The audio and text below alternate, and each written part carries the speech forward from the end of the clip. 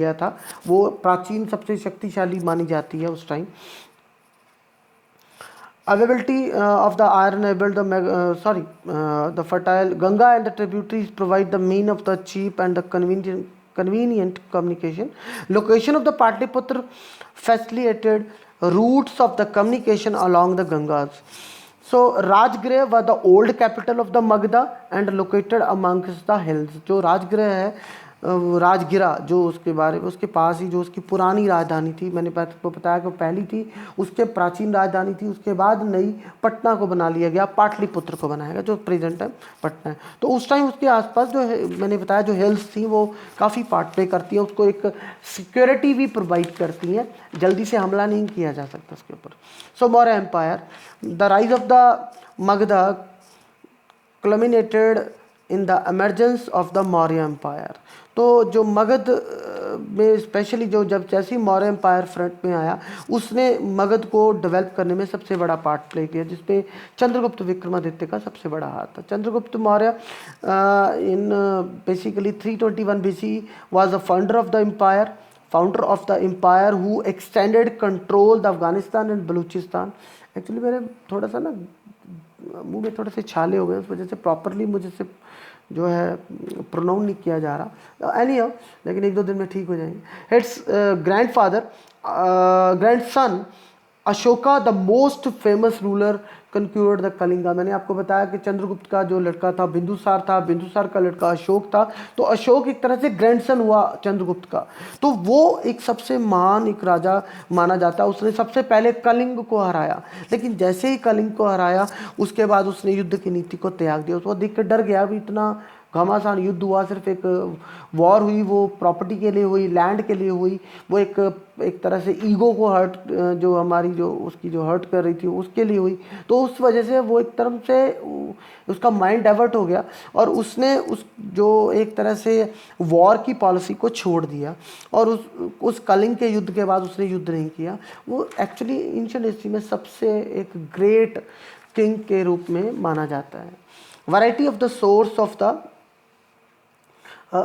To reconstruct the history of the Maurya. पर अब इस सारी हिस्ट्री को रिकंस्ट्रक्ट करने में जो मौर्य एम्पायर, उसमें किस तरीके के हमें सोर्सेज मिले हैं, तो ये सोर्सेज हैं हमारे पास। जैसे वहाँ पर मिलने वाली बहुत सारी चीज़ें हैं, स्कल्पचर्स हैं, आर्टिफैक्ट्स हैं, इवन देन अलॉन्ग विद बहुत सारी इंस्क्रिप्शंस हैं, वो सारी चीज़ें हमें कुछ ना कुछ इसके बारे में बताती हैं। और उसके बाद हमारे पास लिटरेचर मौजूद है। वो लिटरेचर सिर्फ ऋग्वेद तक ही सीमित नहीं है, it is a basically not into the boundary come to up to the Rig Veda. Many of the foreign literatures, those are come into the ancient time into the India. I'm talking about the Megasthenes, I'm talking about the Fayan, I'm talking about the Hyun Sang. They were the basically come to the China, even then Megasthenes come to the from the Greek.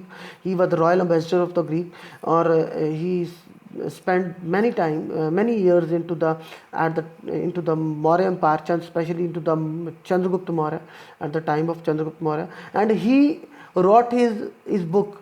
He give the detailed introduction knowledge about the Maurya Empire into the book Indica।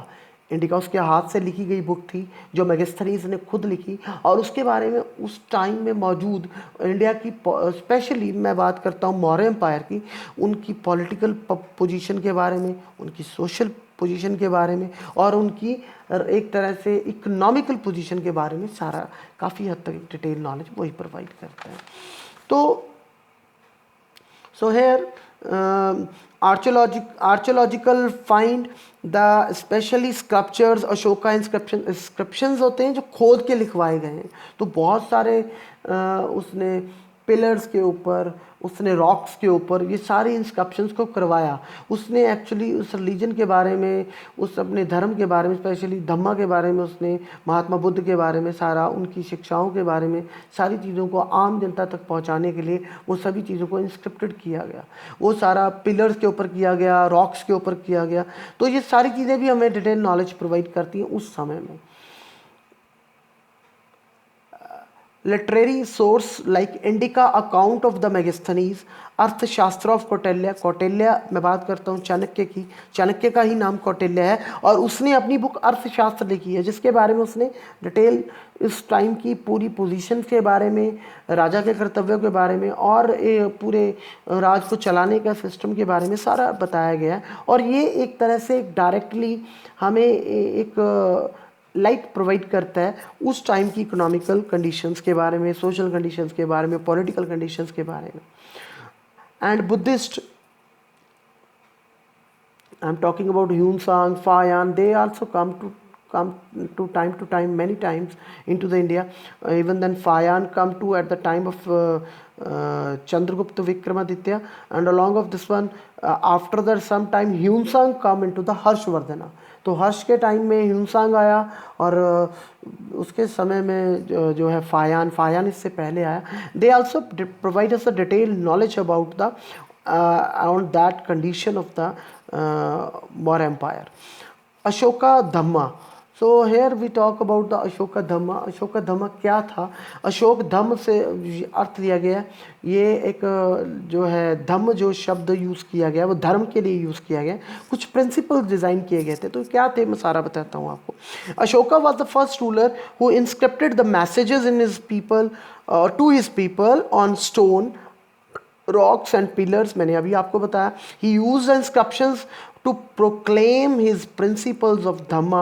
His include respect to the elders. उसने धम्मा के बारे में, एक धर्म के बारे में बताई, उसकी एक व्याख्या को बताया, उसकी एक परिभाषा को बताया, लोगों तक पहुंचाने का एक जरिया बनाया इस इंस्क्रिप्शंस के थ्रू, स्टोन्स के ऊपर, रॉक्स के ऊपर, पिलर्स के ऊपर, ताकि जनता तक, आम लोगों तक उसके बारे में बता सके कि धर्म की एक्चुअली सही परिभाषा क्या है. और उसी के धर्म के बारे में जो उनकी बेसिकली जो शिक्षाएं थी महात्मा बुद्ध की, उसके बारे में रिस्पेक्ट द एल्डर्स, बड़ों का आदर कीजिए. इसके बाद generosity towards the Brahmanas and other sects. उसके बाद उनके जो अपने से बड़ी प्रजा, on that time basically whole society was divided into the 4 groups, जिसमें जो सबसे बड़े थे they were the basically Brahmanas, Kshatriyas, Vaishya and Shudras. The 4 type of the castes were basically divided. The whole society was divided into the 4 castes, and into the some parts we find that the main who were the well literate persons were in the upper society, these were the brahmanas. So into the form of the we should provide the respect to the brahmanas according to their knowledge, because they were the standing into the upper part of the society. Kindness to the slave and servants. उस time जो है गुलाम, या हम बात करते हैं slaves, दास वगैरह भी होते थे, तो सर्वेंट्स से, स्लेव्स से बहुत प्यार से बात करनी चाहिए, उनके प्रति दयालुता दिखानी चाहिए, रिलीजियस टॉलरेंस उनके लिए रखनी चाहिए. ये कुछ तरीके की शिक्षाएं थी जो उस टाइम में जो है अशोका की तरफ से धम्मा के रूप में पेश की गई, और उनके थ्रू उस टाइम का हमें जो है सारा एक तरह से चीज़ों के बारे में पता लगता है. So a feature of the Maurya administration and mentioned into the Ashoka inscriptions. तो फीचर्स उनके क्या थे ऑफ द एडमिनिस्ट्रेशन के, जो उनका क्या था, किस तरीके का राज था. तो Maurya king was the centre of the great administrative system. Maurya जो किंग था उसकी जो पोजीशन थी सबसे सॉलिड थी. ही एंजॉय द एब्सोल्यूट पावर. वो मैक्सिमम सारी पावर्स उसके हाथ में कंट्रोल में होती थी. वो सारी मेन राजा एक पूरी शक्ति का स्रोत था जिसमें सारी चीज़ों के बारे में, सारी डिसीजंस को लेने की पावर भी उसके हाथ में थी. The vast empire was divided into the number of provinces. आगे पूरे राज्य को छोटे छोटे कई तरीके के प्रांतों में डिवाइड किया गया था. Provinces, we talk about the provinces, प्रांत. एक आज हम इसको कह सकते हैं जैसे स्टेट्स में डिवाइड किया गया whole India. So at that time, so whole empire was divided into the provinces. Maurya had the strong standing army, and they also basically Maurya has the strong standing army. उनके पास एक बड़ी जो थी एक सेना थी, जो स्टैंडिंग आर्मी, जो पैदल चलने वाले लोग थे, जो उस पर युद्ध करते थे. ये सारी चीज़ों के बारे में जो है उसका बताया गया है.